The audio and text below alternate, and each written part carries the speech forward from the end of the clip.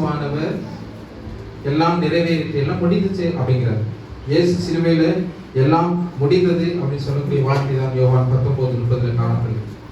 அவருடைய முழுமையை வெளிப்படுத்தக்கூடியதாக காணப்படுகிற வார்த்தை இது.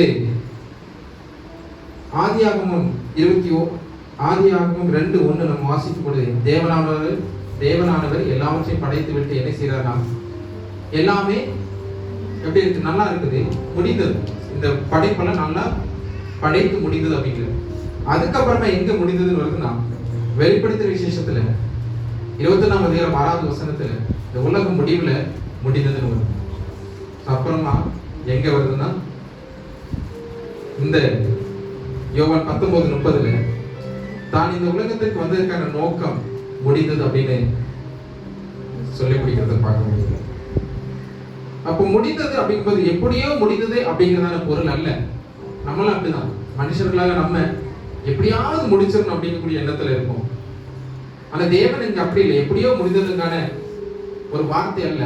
வந்ததான காரியம் மிகவும் சீரும் சிறப்புமாக எப்படி சிந்தித்து வந்தாங்களோ அதே போல முடிந்தது அப்படின்னு. என்னுடைய வேலை முடிவுக்கு வந்தது அப்படிங்கிறதான வார்த்தையை நம்ம பார்க்க முடியும். இந்த நற்செய்தி நூல்ல நம்ம பார்க்கக்கூடிய இப்படிதான் இந்த நேரம் அப்படிங்கிறது, என்னுடைய நேரம் மரபில் சொல்லி பல இடங்களில் இயேசு கிறிஸ்து சொல்லியிருக்கிறார். அதுதானே இயேசு யாரு மரியாதை சொல்லியிருக்கிறாரு, யபீர் அங்க வந்து கேட்கும்போது அந்த நேரத்துல கூட அவருக்கான அந்த நேரம் இல்லாம அதுக்கப்புறமா தான் அந்த ஒரு அற்புதம்லாம் நடக்குது. சோ இந்த நேரம் அப்படிங்கிறது ரொம்ப முக்கியமான ஒன்று. நேரம், நமக்கான நேரம் தொடக்கம் முடிவுங்க.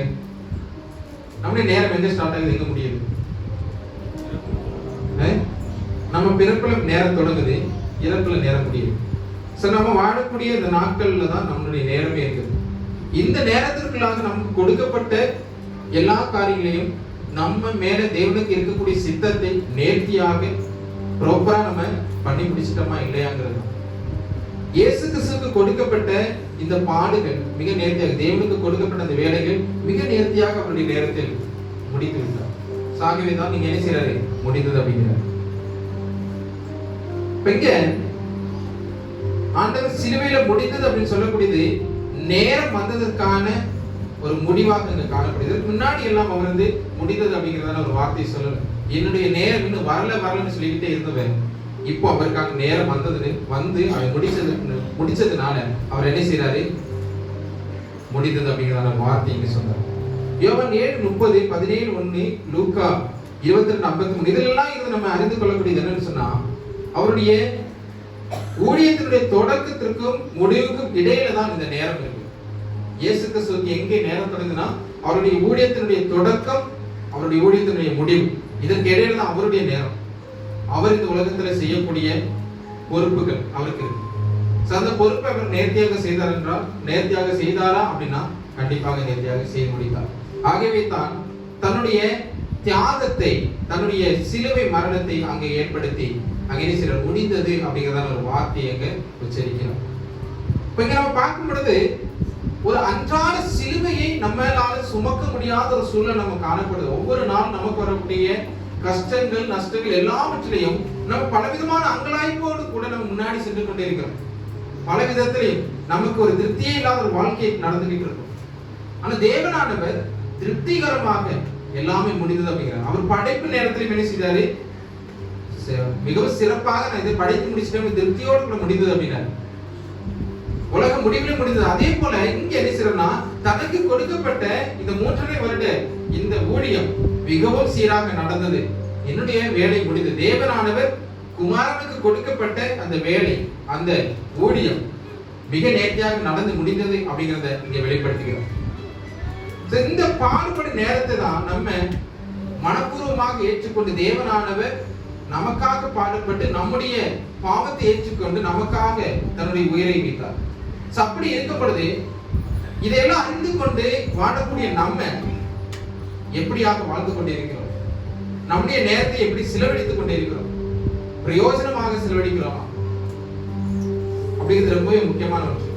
இந்த பிரயோஜனமா செலவழிச்சா மட்டும்தான் அப்போஸ்தலர் பவுல் சொல்றது போல நல்ல ஓட்டத்தை ஓடினேன், ஓட்டத்தை முடித்தேன் அப்படிங்கிறத வார்த்தை சொல்ல முடியும். அப்படிதானே? நல்ல ஓட்டத்தை ஓடணும் அப்படி சொன்னா நம்ம ப்ராப்பரான ஊழியத்தை நம்ம ஜீவனோடு இருக்கும் பொழுது நல்ல ஒரு வாழ்க்கையை வாழ்ந்திருக்கோம், நல்ல ஒரு வாழ்க்கையை வாழ்ந்து நல்ல ஒரு செயலை நம்ம செய்திருக்கோம். தேவனுக்கு ஏற்ற நல்ல செயல் சொன்ன தேவனுக்கு ஏற்ற சிந்தையோடு கூட நல்ல செயல்கள் நம்ம செஞ்சிருக்கோம். செய்திருந்தால் மட்டும்தான் நம்மளால இந்த வார்த்தைகளை உச்சரிக்க முடியும், முடிந்ததுன்னு நம்ம சொல்ல முடியும். நம்மள எத்தனை பேருக்கு முடிந்ததுன்னு உறுதியோடு கூட சொல்ல முடியும். எனக்கு தந்த பொறுப்புகளை நாம் மிக நேர்த்தியாக செய்து முடித்து நம்மளால சொல்ல முடியுமா? எல்லா இடத்துலயும் ஸ்கூல்ல எடுத்துக்கிடுவோமே, ஸ்கூல்ல நமக்கு கொடுக்கப்பட்ட ஹோம்வொர்க் எல்லாம் ப்ராப்பரா நம்ம செஞ்சிருப்போமா? இல்ல.